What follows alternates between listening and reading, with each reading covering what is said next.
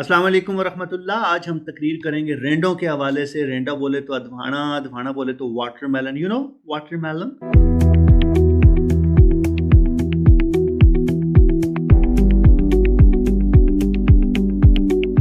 तो जब हमारे यहाँ वाटरमेलन का सीज़न आता है, रेंडों का सीज़न आता है, तो जो रेंडे बेचने वाले होते हैं, अधवाने बेचने वाले होते हैं, वो गाड़ी में बहुत सारे अधवाने लेके आते हैं और किसी मशहूर जगह पे, किसी चौक पे, बस स्टॉप पे, बसाल चौक के करीब गाड़ी खड़ी करते हैं और उसके बाद वो आवाज़ें लगाना शुरू कर देते हैं। तो एक बड़ा मशहूर फ़िक्रा जो कहते हैं वो ये है कि जेड़ा बन्नो लाल है, जेड़ा बन्नो लाल है। यानी आप जिस अधवाने को भी उठाएंगे, जिसको हाथ लगाएंगे, काटेंगे, वो मीठा होगा, लाल होगा, पका हुआ होगा, बेहतरीन होगा। तो साफ बात यह है कि हमारे हैंडसम की काबीना में सारे अधवाने हैं और जेड़ा भन्नो लाल है।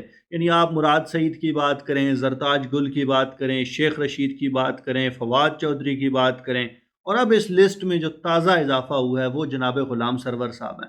और ग़ुलाम सरवर साहब बोले हैं, क्या शानदार बोले हैं। वो महफिल में कुछ लोग होते हैं ना, चुप करके बैठे हुए होते हैं, बड़े मोतबर, शरीफ, फरम वाले, पढ़े लिखे, साहब मुताला। जैसे ही मुंह खोलते हैं बंदा कहता है यार तू चुप करके बैठा रहंदा, तेरी इज्जत भी कायम रहंदी, साडी महफिल दा भरम भी कायम रहंदा। तो ग़ुलाम सरवर भी काबीना में 2 साल से है, अगर वो खामोशी से अपने ये 3 साल मजीद पूरे कर जाता तो उसकी इज्जत भी कायम रहती और हमारा भी बेड़ा गर्क ना होता। लेकिन नहीं भाई, खान की काबीना में जेड़ा फनो लाल है, इन्होंने तय कर रखा है कि मुल्क का ठीक ठाक किस्म का भट्ठा बिठा के जाना है। और मैं समझता हूँ ये बड़ी अच्छी बात है। तब्दीली के सारे कीड़ों को एक एक करके मरना चाहिए। अच्छा, ग़ुलाम सरवर ने जो कुछ किया वो आपने देख लिया। पायलट्स की डिग्रीज मशकूक हो गई, पूरी दुनिया हमारी तरफ अजीबो गरीब नज़रों से देख रही है। वियतनाम जैसे मुल्क ने हमारे पायलट्स को अपनी निजी परवाज़ों के लिए ग्राउंड कर दिया। बहरीन में लोग क्राइसिस में हैं।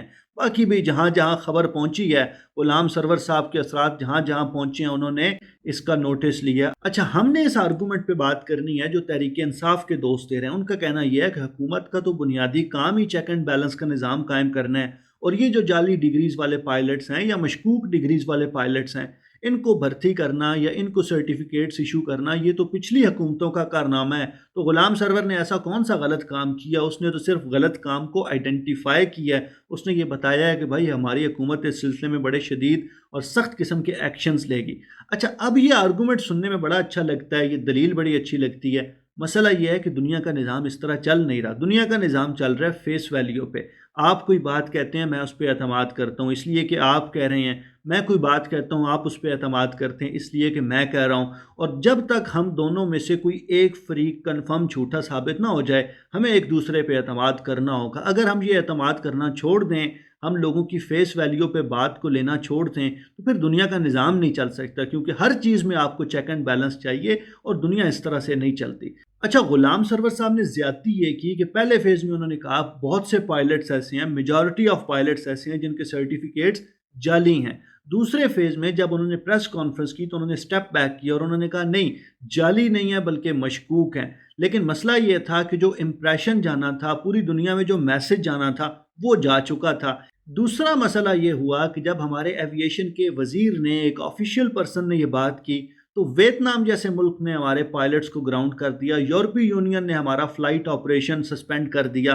तो इससे हुआ ये कि पूरी दुनिया में हमारे पायलट्स का कैरियर दांव पे लग गया। और लुत्फ की बात यह है कि ये कोई जाली सर्टिफिकेट्स का या जाली डिग्रीज का केस नहीं था, बल्कि सिर्फ इतनी बात थी कि सिविल एविएशन अथॉरिटी जो ये सर्टिफिकेट्स इशू करती है, क्या ये उसके दायरा अख्तियार में आता है या नहीं आता। इसको समझने के लिए मैं आपको मिसाल देता हूँ कि हम जब पाकिस्तान से बाहर आते हैं तो HEC से अपनी डिग्रीज अटेस्ट करा के लाते हैं। कल अगर कौमी असम्बली के फ्लोर पे खड़े होकर कोई बंदा ये कह दे कि HEC को डिग्रीज अटेस्ट करने का अख्तियार नहीं है, और HEC ने आज तक जिन लोगों की डिग्रीज अटेस्ट की हैं वो डिग्रीज जाली हैं, और दूसरे दिन प्रेस कॉन्फ्रेंस करके कहा जाए कि नहीं वो डिग्रीज जाली नहीं हैं बल्कि वो डिग्रीज मशकूक हैं। अब मुझे बताइए कि पूरी दुनिया में जो पाकिस्तान के स्टूडेंट्स MS करने जाते हैं, PhD करने जाते हैं, पोस्ट डॉक्स कर रहे हैं, मुख्तलिफ अच्छी कंपनीज में जॉब कर रहे हैं, उनका मुस्तकबिल क्या होगा। इसी तरह अगर पाकिस्तान इंजीनियरिंग कौंसिल हमारी डिग्रीज पे सवालिया निशान लगा दे,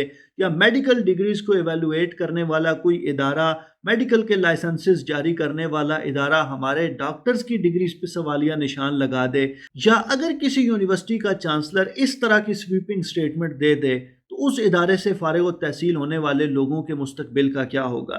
تو غلام سرور صاحب نے جو کیا ہے وہ اس کیٹیگری میں آتا ہے۔ اب سوال یہ پیدا ہوتا ہے کہ اگر آپ کو لوگوں کے سرٹیفکیٹس پہ، لوگوں کی ڈگریز پہ شک تھا، یا آپ کو لگتا تھا کہ اس کو انویسٹیگیٹ ہونا چاہیے، اور اس طرح کے لوگ ہمارے پائلٹس میں یا ایوییشن ڈپارٹمنٹ میں انٹر ہو چکے ہیں جن کو اس فیلڈ کا صحیح ایکسپیرینس نہیں ہے، یا ان کے ایجوکیشنل کریڈنشلز اس کے ساتھ میٹ نہیں کرتے، تو پروسیس کیا ہے؟ کرنا یہ چاہیے تھا کہ فیز 1 میں آپ سیمپلنگ کرتے، آپ ان لوگوں کے سرٹیفکیٹس چیک کرتے۔